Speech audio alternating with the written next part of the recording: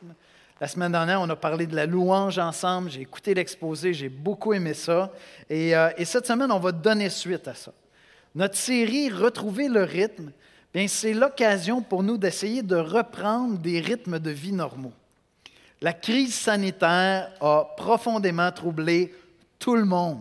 Je vais juste vous donner l'exemple de nos relations familiales avec nos familles proches, nos familles éloignées. On avait des rythmes, des bonnes habitudes de se voir. Avec certains, c'était une fois par année, mais on se voyait une fois par année. Puis la crise sanitaire est venue, on a perdu tous ces rythmes-là. Puis là, il faut reprendre des bonnes habitudes pour garder ces relations-là, pour les entretenir. Bien, c'est la même chose avec l'Église. C'est la même chose avec l'Église de l'Espoir. Et la vie chrétienne, bien, c'est une vie communautaire et c'est une vie qui a des rythmes de vie spirituelle. C'est vraiment les deux. Il y a cet aspect-là communautaire et il y a l'aspect d'avoir des rythmes en Église où on vit ensemble des choses qui nous aident à grandir dans notre foi. Et les deux sont essentiels, l'aspect communautaire et l'aspect d'avoir des rythmes de vie d'Église, que ce soit la louange, la parole de Dieu, la prière, plusieurs autres. Les deux sont essentiels à ton épanouissement spirituel et à celui de toute la communauté. Donc, si dans ton esprit, suite à la crise sanitaire, tu te dis « Moi, l'Église, je vis ça en ligne », je te le dis bien honnêtement, là, cette vision-là est anti-biblique. Les Écritures ne vont pas du tout dans cette direction-là. On peut se dépanner, on peut s'accommoder. Peut-être que tu es malade, tu as besoin de rester à la maison. Mais la vie chrétienne est une vie communautaire. Puis je vais vous donner une illustration, il me semble assez forte, assez claire. Bien, même quand les chrétiens, pas seulement les autres, les chrétiens aussi, quand on est sur le web, on s'en va sur Facebook, puis on écrit des commentaires, on se transforme un peu. Il y a comme une espèce de Mr. Jekyll, Mr. Hyde qui sort. Puis des fois, tu regardes les commentaires même des chrétiens, puis tu te dis, il me semble que si ces deux-là prenaient un café ensemble, ça aurait une autre teneur, tu sais. Donc, tu ne règles pas un commentaire qui t'a troublé sur Facebook par un autre commentaire sur Facebook. Tu vas prendre un café avec ton frère, avec ta sœur, puis on règle ça ensemble, parce qu'on n'est pas des êtres virtuels. On n'est pas des êtres virtuels.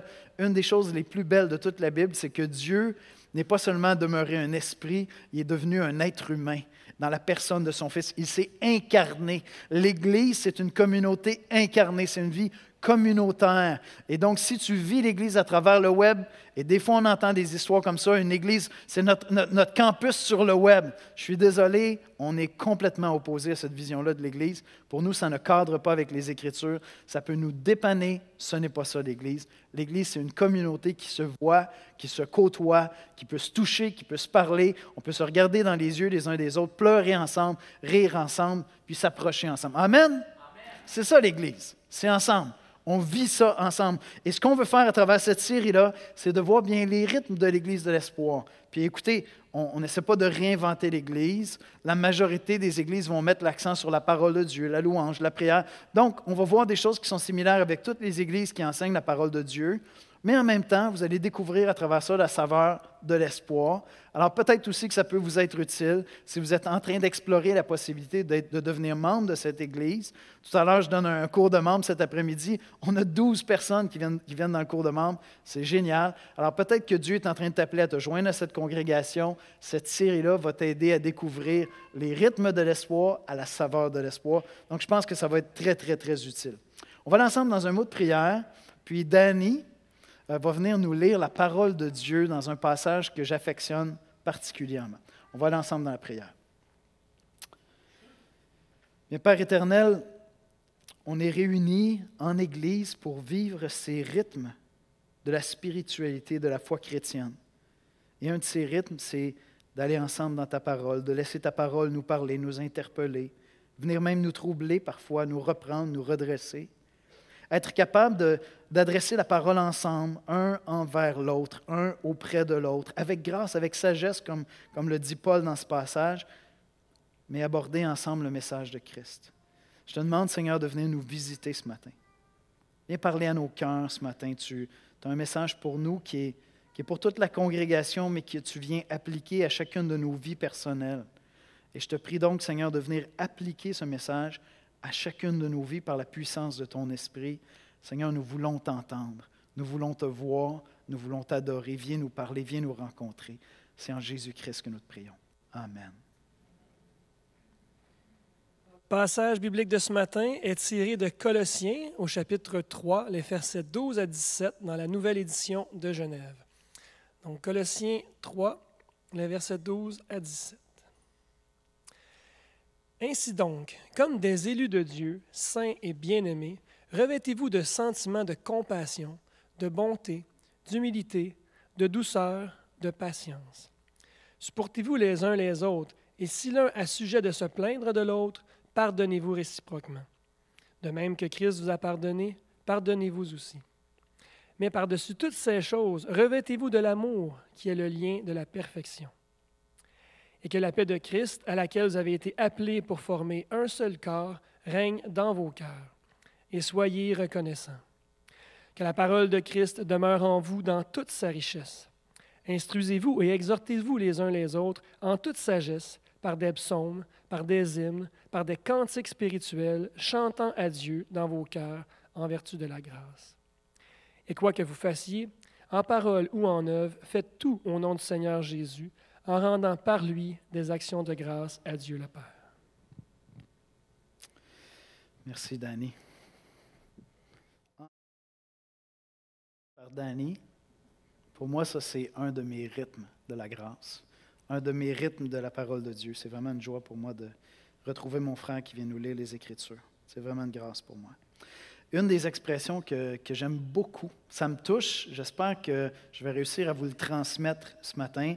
On la trouve dans Galates 4, 19. Pour moi, ça parle beaucoup de l'Évangile.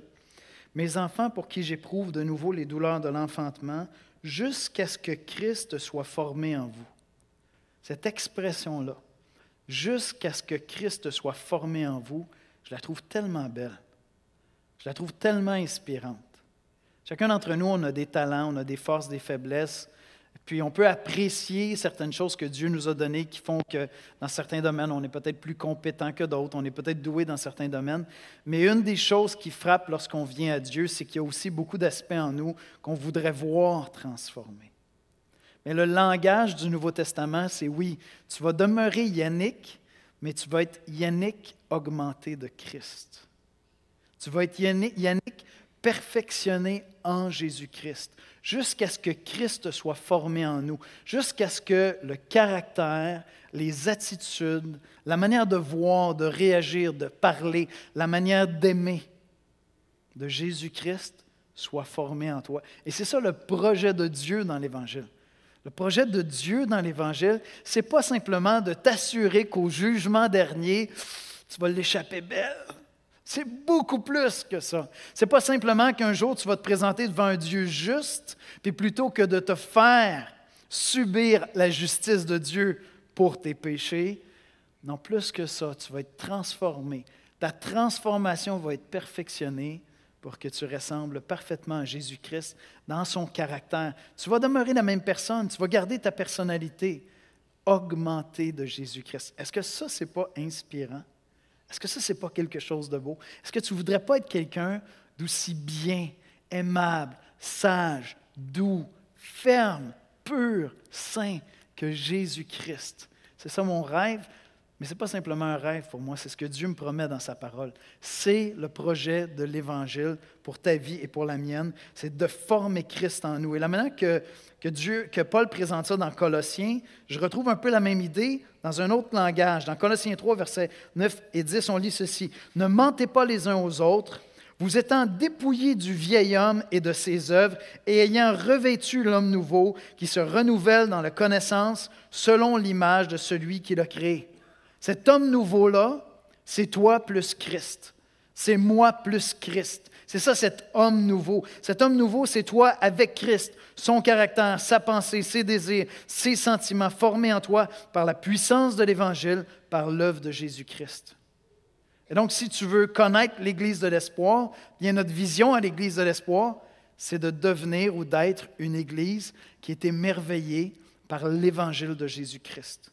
Nous voulons être une Église qui ne cesse jamais, qui n'arrête jamais d'être touchée, émue, bouleversée, transformée par la merveille qui est ce que Jésus a fait pour nous, l'Évangile de Jésus-Christ. On aurait pu donner, ça aurait été biblique de dire qu'on va être une Église émerveillée par la Bible. Ça aurait été biblique de dire ça. Mais ça n'aurait pas représenté ce que nous croyons. C'est que si je veux être émerveillé par la Bible, il va falloir toujours, constamment, sans arrêt, que je sois émerveillé par l'Évangile de Jésus-Christ. Parce que c'est à travers son Évangile que je veux lire les Écritures. Et donc, c'est ça qu'on veut être comme Église. Voici comment je résumerai l'exposé biblique de ce matin. Ce matin, on va voir ensemble que Dieu vient former Christ en chacun de nous. Et pour cela, la parole de Christ doit être riche au milieu de nous. Pour que cette œuvre de transformation où Dieu vient former Christ en toi se produise, il faut que le message de Christ, la parole de Christ, soit riche au milieu de nous. Alors, premièrement, la parole de Christ. Colossiens 3, les versets 1 à 3. Si donc vous êtes ressuscités avec Christ, cherchez les choses d'en haut où Christ est assis à la droite de Dieu. Attachez-vous aux choses d'en haut et non à celles qui sont sur la terre, car vous êtes morts et votre vie est cachée avec Christ en Dieu. Tantôt, on va voir 2 baptêmes, les baptêmes de Obed et Olivia. Et à travers leur baptême, ils vont illustrer le fait qu'ils sont morts avec Christ.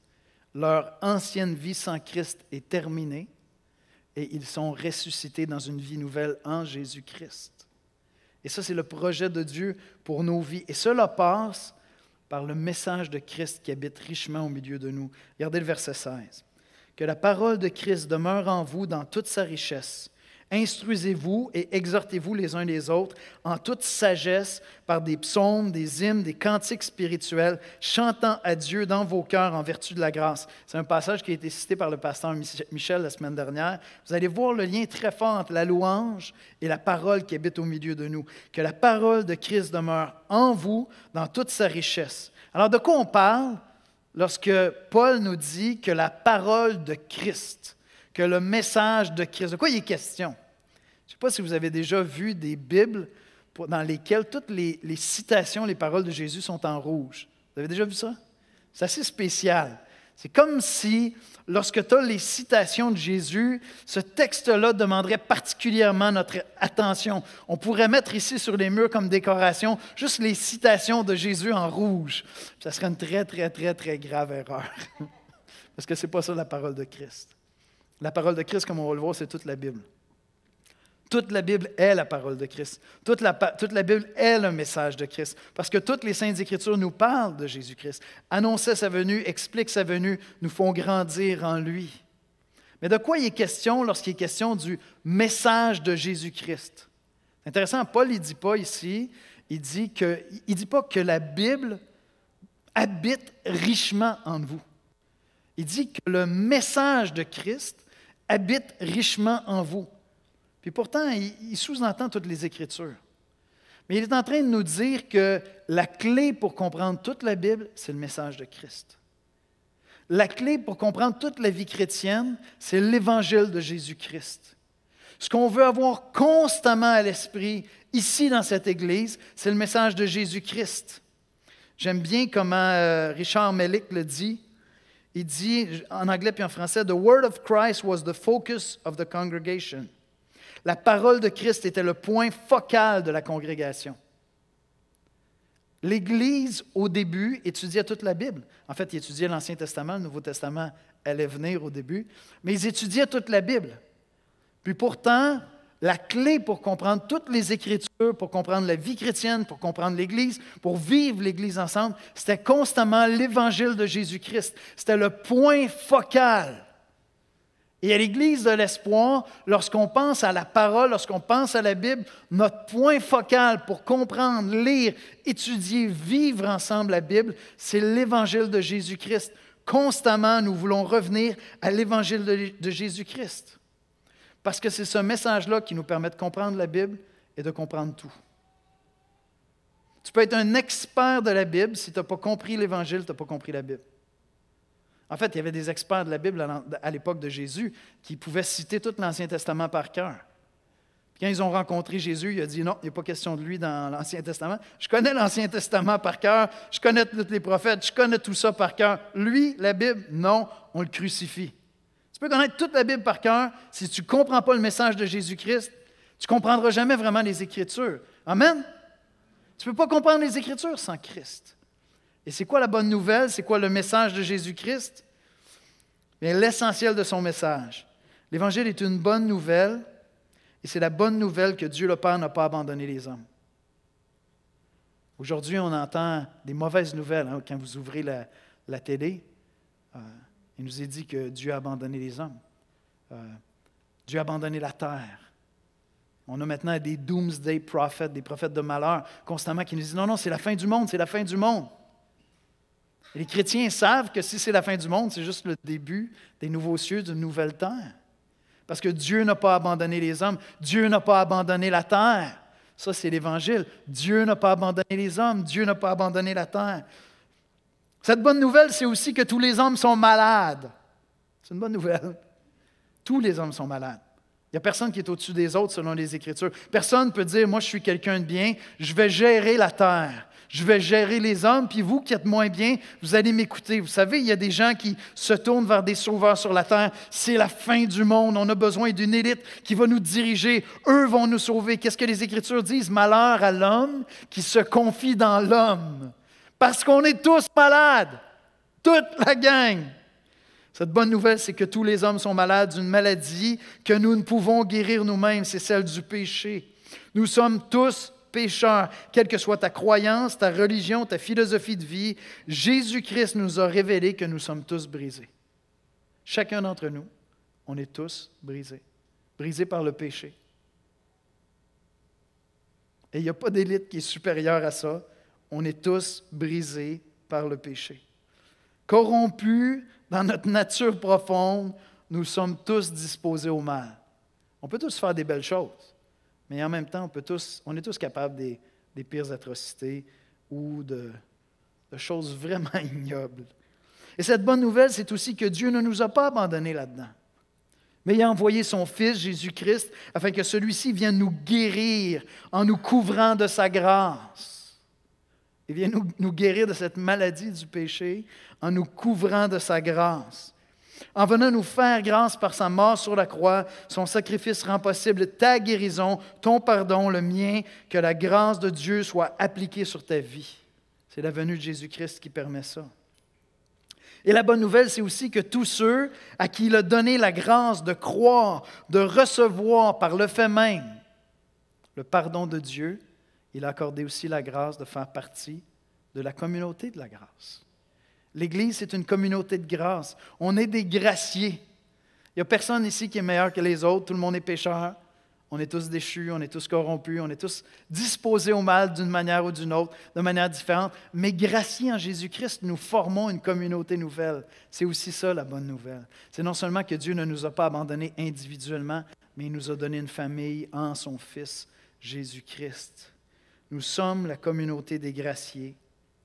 Nous sommes la communauté des graciés. Et cette bonne nouvelle de la grâce doit toujours habiter richement au milieu de nous. Que jamais on ait étudié les Écritures sans voir le message de Christ qui remplit toutes nos pensées.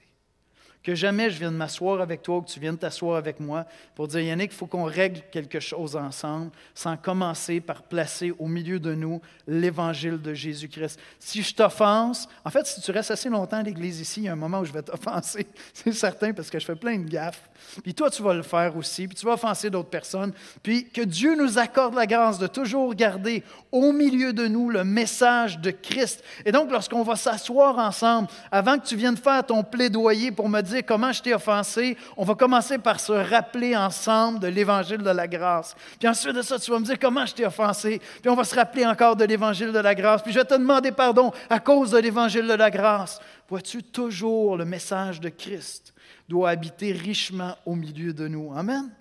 Toujours le message de la grâce doit habiter richement au milieu de nous. Richement.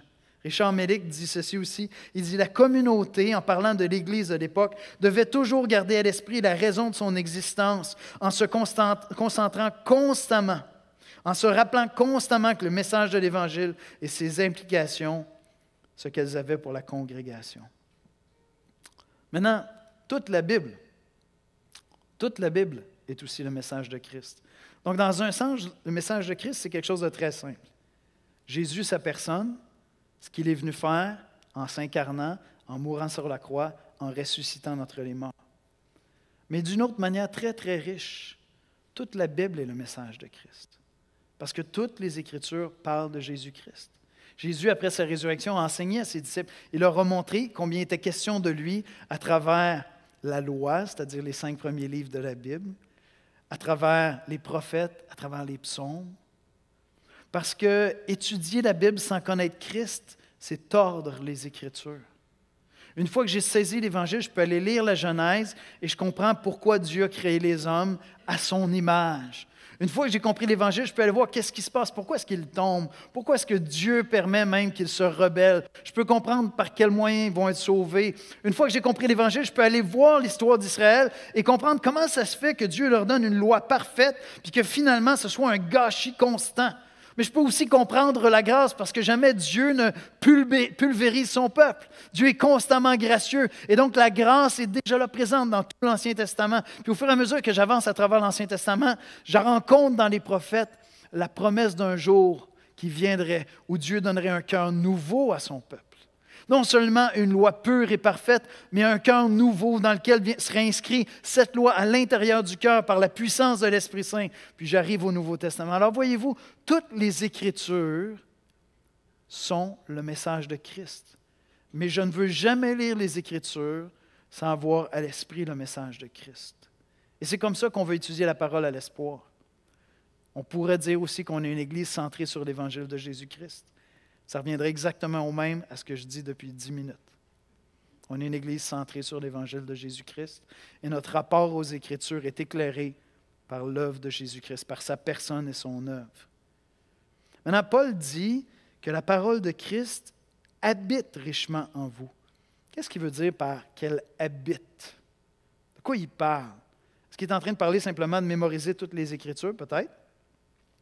Peut-être que c'est ça. Verset 16, que la parole de Christ demeure en vous dans toute sa richesse. Instruisez-vous et exhortez-vous les uns les autres en toute sagesse par des psaumes. C'est vraiment fascinant le lien avec la louange. Par des psaumes, des hymnes et des cantiques spirituels, chantant à Dieu dans vos cœurs en vertu de la grâce. Il dit qu'elle habite abondamment. Et l'idée d'habiter, c'est vraiment penser à un parfum. Il y a quelqu'un à la maison qui est en train de faire un bon repas. Puis c'est dans la mijoteuse, ça mijote depuis quelques heures. Qu'est-ce qui se passe quand tu rentres dans la maison? Il y a un parfum qui habite cette maison-là, qui est là. Et c'est de ça qu'il est question. Cette idée-là d'habiter, c'est que la parole de Dieu soit partout. Certains d'entre vous, vous êtes des amateurs de tisane. Moi, je suis un amateur de cappuccino, d'espresso très corsé. J'aime que l'eau que je vais boire, qui était blanche, soit rendue brune foncée. Là. Puis que chacune des gouttes goûte le café. D'autres, vous aimez les bonnes tisanes. Vous prenez une belle eau claire, vous mettez quelque chose de parfumé, ça sent super bon, vous attendez un peu, puis chacune des gorgées que vous allez prendre goûte ce parfum-là, cette tisane-là. C'est infusé. Bien, Dieu nous dit qu'on doit être infusé de la parole de Dieu de la même manière. Entièrement pénétré, habité dans chacun des domaines de nos vies, chacune de nos pensées, chacune de nos attitudes, habitées par le message de Christ, par la parole de Dieu. Si je donnais une illustration pour des jeunes, c'est comme lorsque tu rentres dans un jeu vidéo où il y a un univers entier qui a été créé, puis l'univers a été tellement bien conçu, le créateur a été tellement comme juste, conséquent que tous les aspects du jeu, vraiment, ça se tient d'un bout à l'autre. Tu pénètres dans un autre univers, les personnages, le langage, les cultures, la coutume, tout, l'action, tout concorde. Tu viens de pénétrer un univers qui est entièrement habité par l'esprit de ce créateur-là. C'est un petit peu la même chose. Que la parole de Christ habite richement en vous, parmi vous, ça veut dire qu'on est entièrement infusé. Laissez-moi vous donner une illustration par la négative. D'accord? Peut-être qu'il y a des gens ici qui sont habités d'un esprit de critique. En québécois, on appelle ça des chialeux. Tu sais, il y a des chialeux. Je ne sais pas s'il y en a ici qui sont des chialeux. Peut-être qu'il y en a qui veulent confesser ce matin que vous êtes des chialeux. C'est correct, vous réglerez ça avec le Seigneur. En québécois aussi, on appelle ça des gérants d'estrade. Tu sais, un gérant d'estrade, c'est quelqu'un qui est assis dans les estrades, il regarde le match, ça ne se passe pas bien, le Canadien est en train de perdre. Eux autres, ils savent ce que le coach devrait faire puis comment ça devrait se passer. C'est des gérants d'estrade, tu sais. Ces gens-là sont habités d'un esprit de critique. Je ne suis pas en train de dire qu'ils ont un démon dans leur vie, c'est au sens figuré, mais ils sont toujours en train de chialer. Ils sont toujours en train de critiquer. They know better, ils savent comment ça devrait se passer. D'autres sont habités par un esprit de crainte, toujours dans la peur, constamment dans la peur. Ils ont peur de ceci, ils ont peur de cela. C'est comme une espèce de « non, ça va mal aller aujourd'hui ». Bien, ce qu'on est appelé, nous, c'est être habités du message de Christ. C'est ça qui doit nous habiter. C'est ça être transformé par l'Évangile. C'est qu'on est entièrement habité par le message de Christ. Puis c'est intéressant, dans le passage, Paul n'est pas en train d'appliquer ça dans un contexte personnel et individuel. J'ai dit au début du message, les rythmes de la vie de l'Église, ce sont des rythmes de vie communautaire. Paul n'est pas en train de dire que chacun d'entre nous, chez nous, dans notre maison, on doit être entièrement habité par le message de Christ. Dans un sens, on pourrait dire, oui, ça fait partie de ça. Mais ce passage-là est un passage communautaire. Il est en train de parler des relations à l'intérieur de l'Église. Il est en train de parler des rapports à l'intérieur du corps de Christ. Et donc, il n'est pas en train de dire que le message de Christ habite en toi, mais qu'il habite en nous. Lorsque nous nous assoyons ensemble, le message de Christ est toujours là au milieu de nous, constamment présent. Alors, je vous donne encore un exemple par la négative pour une Église qui ne serait pas habitée par le message de Christ, mais elle serait peut-être habitée par un esprit de performance, où on se regarde les uns les autres, puis on regarde c'est qui les meilleurs chrétiens ici.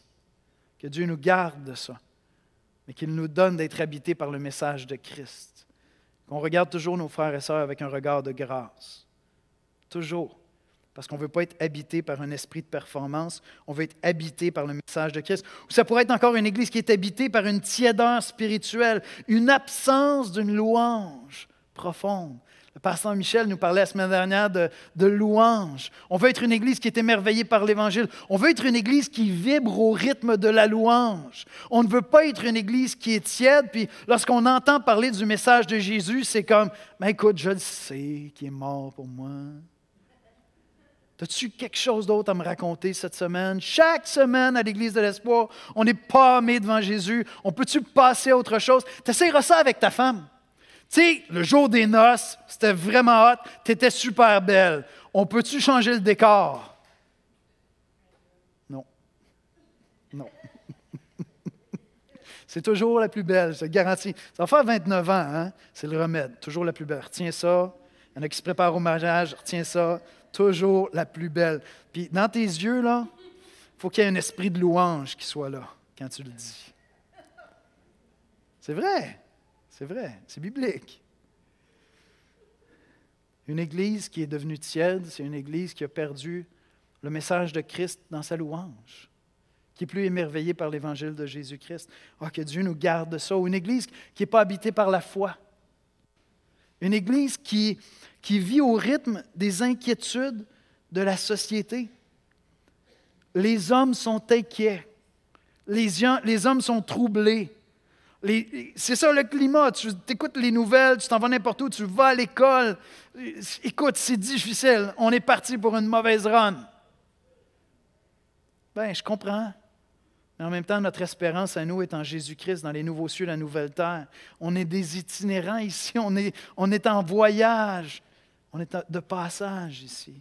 Et une Église qui a perdu, qui n'est pas habitée par le message de Christ, c'est une Église qui serait composée d'individus qui sont maussades et inquiets, comme le monde l'est actuellement.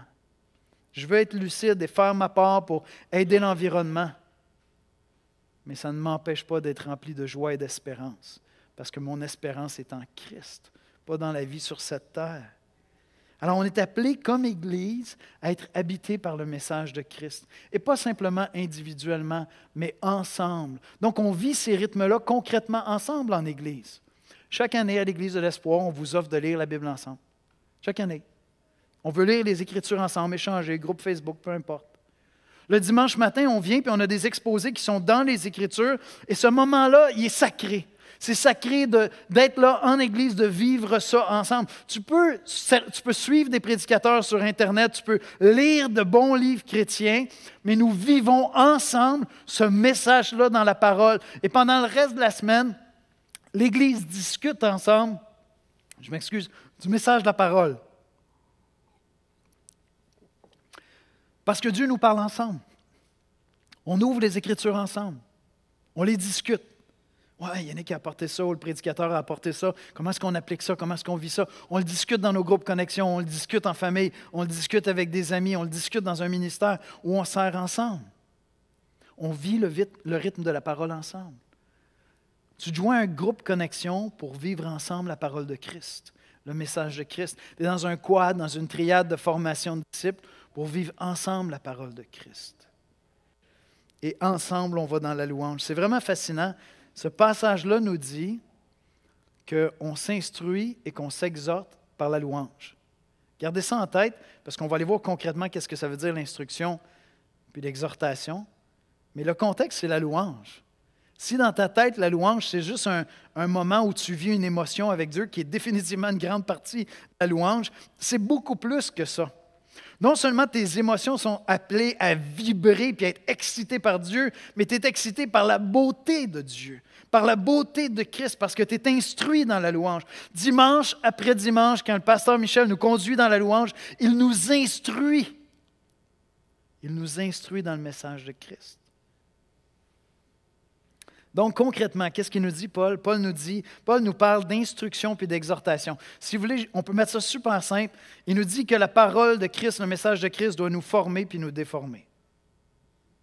C'est là pour nous informer et pour déformer des choses qui ne vont pas dans notre vie. Mais toujours avec sagesse. C'est vraiment intéressant. C'est fait avec sagesse. Le contexte de ce passage-là, c'est ce qu'on vit ensemble en Église. Et ce n'est pas vraiment le contexte de la prédication, d'accord? Parce que c'est vraiment les uns les autres. Au début de la lettre aux Colossiens, Paul va parler de l'instruction qu'il apporte comme apôtre. Donc, l'apôtre ou le prédicateur ou le pasteur est appelé à enseigner l'Église. Mais dans le contexte ici, c'est ce qu'on va faire les uns avec les autres. Dans nos groupes connexion, dans nos échanges, dans nos discussions. Comment on va s'aider à marcher dans la foi ensemble. Donc, ça doit se faire avec sagesse. Et c'est quoi cette idée-là de la sagesse? C'est juste d'être à l'écoute de l'autre. Quelqu'un me demandait la semaine dernière, il me dit, Yannick, est-ce que Dieu m'appelle à enseigner? J'ai dit, si Dieu t'appelle à enseigner, Dieu va t'apprendre à écouter. Si Dieu t'appelle à enseigner, Dieu va t'apprendre à écouter. Parce que la chose la plus importante quand tu enseignes, c'est de savoir si tu as été compris. Et ça, tu peux juste le savoir quand tu vas discuter avec les gens qui ont reçu ton enseignement. Puis tu vas aller voir comment ça s'applique dans leur vie, puis est-ce que ça résonne à quelque part ou tu es là? Et c'est ça, avec sagesse. Et puis on a deux mots, instruction puis exhortation. Instruction, c'est celle qui éclaire. On instruit par la parole pour être éclairé, pour mieux comprendre. Et donc la parole va nous éclairer dans plein de domaines. Ça va t'éclairer dans ta vision de toi-même. Tu viens à Christ, tu as une vision de toi-même qu'on t'a enseignée à travers la culture, à travers l'école, tout ça. Puis là, Dieu vient te dire, voici ce que j'ai à te dire sur toi. Tu es instruit sur toi, sur ta vision de toi-même, sur ta vision de Dieu. Tu t'étais construit un Dieu sur mesure à travers tout ce que tu avais glané un peu partout, puis tu t'étais fait un Dieu qui, bon, celui-là, je pense qu'il ferait l'affaire. Puis là, tu arrives dans les Écritures, puis Dieu se révèle à toi, puis des fois, il te trouble, des fois, il te choque, des fois, il te bouleverse, des fois, il t'émeut, des fois, il t'encourage, mais il se révèle tel qu'il est. Tu veux le connaître tel qu'il est. On s'instruit pour être éclairé dans notre vision de Dieu, dans notre vision du monde. Comment est-ce qu'on voit le monde? Comment on voit tous les troubles qu'il y a dans le monde? Le message de Christ est là pour nous instruire dans notre vision du monde. Il est là pour éclairer nos opinions sur un paquet de choses. Il est là pour éclairer ta définition du bonheur. Il est là pour éclairer ta compréhension du sens de ta vie à toi sur terre. Il est là pour éclairer c'est quoi les relations saines, c'est quoi l'amour, comment on élève des enfants. Je pourrais continuer toute la journée. L'instruction, c'est le fait que la parole de Dieu vient t'informer pour t'éclairer, changer ta manière de voir les choses. L'exhortation, c'est une autre affaire. Je ne sais pas si tu es comme moi quand je pense au mot exhortation. Mon premier réflexe, c'est « je m'en viens t'exhorter ». On m'a dit que je ne l'avais pas dit assez bas. « Je m'en viens t'exhorter ». Mais dans le contexte ici, c'est vraiment intéressant parce que c'est à travers des psaumes, des hymnes, des cantiques. Peut-être que ça peut vous aider à comprendre le vrai sens d'exhortation. Le mot exhortation veut dire encourager. C'est ça que ça veut dire. Lorsque tu vas exhorter quelqu'un, même s'il était dans le péché, dans le fond, tu ne t'en viens pas le ramasser avec une spatule en arrière de la tête. Tu t'en viens l'encourager à marcher avec Dieu. Si tu le mets dans le contexte de psaumes, de cantiques, de chants spirituels, d'hymnes, c'est difficile d'imaginer, tu sais, que je m'en viens t'exhorter avec un psaume. J'ai trouvé un psaume de malédiction. On vient t'exhorter. Non, c'est là pour encourager. C'est là pour édifier. Le mot exhortation veut dire encourager de manière pratique, concrète, personnelle. C'est pour ça que je vous dis, c'est tellement applicable dans le contexte de nos relations. Je te connais, je sais ce que tu vis, je sais ce que tu traverses. Il y a des moments difficiles au travail, il y a du stress, il y a de l'anxiété. Je m'en viens t'encourager avec un psaume, je m'en viens t'encourager avec un cantique, je m'en viens t'encourager avec le message de Christ. Je te connais, je sais ce que tu traverses. Le dimanche matin, quand je prêche la parole de Dieu, je ne peux pas l'appliquer individuellement à chacun. Ce matin, avant le service, j'ai pris le temps de traverser toute la salle, de prier pour chaque personne qui allait venir ici ce matin.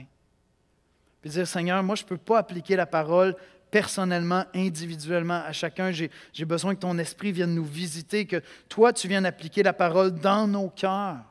Et ça, c'est un aspect de la parole ensemble. Mais l'autre, ce sont toutes nos relations ensemble, où je vais t'encourager, t'exhorter.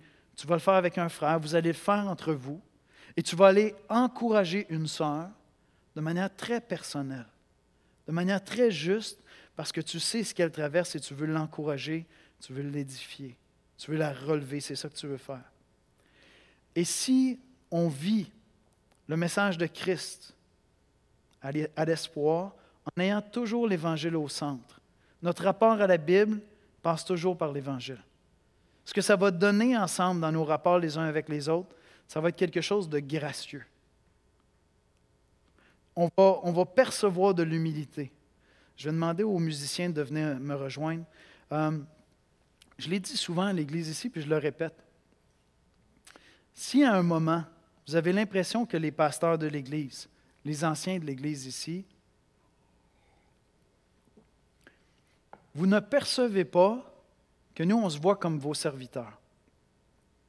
Mais vous avez l'impression qu'on est top-down, on est en haut. Nous, on sait. Venez nous reprendre. Venez nous exhorter. Avec douceur, mais venez nous exhorter. Parce que si l'Église est centrée sur l'Évangile, si le message de Christ demeure au centre, habite richement au milieu de nous, même ceux qui vous enseignent vont le faire avec humilité. Lorsqu'on va aller se reprendre les uns les autres, s'encourager, on va le faire avec humilité, avec grâce. Ce n'est pas un esprit de jugement qui vient. C'est de l'affection, c'est de l'amour, parce que je veux t'aider, je suis inquiet pour toi. Je veux que tu persévères dans la foi. Je vois bien que tu es malheureux, tu es soucieux, tu es accablé. Je vois bien que tu es en train de dériver, tu t'es éloigné un peu de ces rythmes de la parole en Église ensemble. Si le message de Christ habite richement au milieu de nous, nous allons demeurer émerveillés par l'Évangile de Jésus-Christ. Et lorsqu'on va sentir à quelque part que notre cœur s'éteint et qu'on devient tiède, rapidement, on va aller en confession. Puis on va aller voir un frère, une soeur, on va dire, prie pour moi. Je ne sais pas, c'est comme si l'Évangile est plate pour moi. Ça a perdu sa saveur. Comme un époux qui se lève le matin et qui dit, je ne sais pas, ma femme, je ne suis plus amoureux autant, il y a quelque chose qui ne va pas. Puis là, tu t'en vas dans la prière et tu dis, Seigneur, réveille-moi, réveille-moi, réveille mon âme, jusqu'à temps que je vienne dans la louange puis je sois émerveillé par l'Évangile de Jésus-Christ. Et ma prière pour vous, pour chacun d'entre nous, c'est que malgré tout ce que les mesures sanitaires nous ont fait, où on a perdu des rythmes de la parole de Dieu, ma prière, c'est qu'on puisse retrouver ces rythmes-là. Les retrouver en Église, parce que ça se vit en Église, c'est une vie communautaire. Ça veut dire que tu reprennes la lecture des Écritures avec des frères et sœurs. Ça veut dire que tu reviennes assidûment, écouter les exposés bibliques, chanter la louange avec tes frères et sœurs, fidèlement, régulièrement, parce qu'on ouvre les Écritures ensemble. Parce qu'on veut que le message de Christ habite richement au milieu de nous. Tu peux suivre des trucs sur Internet, tu peux lire des livres. Ceci n'est pas suffisant, loin de là. Et si tu as commencé à croire que c'était une meilleure version de l'Église, je te dis, le diable saisit ton âme. Je le dis, le diable saisit ton âme. Parce que le message de Jésus-Christ, ça se vit en Église ensemble. Et si tu dis, oui, mais ça ne me parle plus, je ne le vis pas, bien c'est que tu as besoin qu'un frère, qu'une sœur s'assoie avec toi et te raconte encore une fois l'Évangile.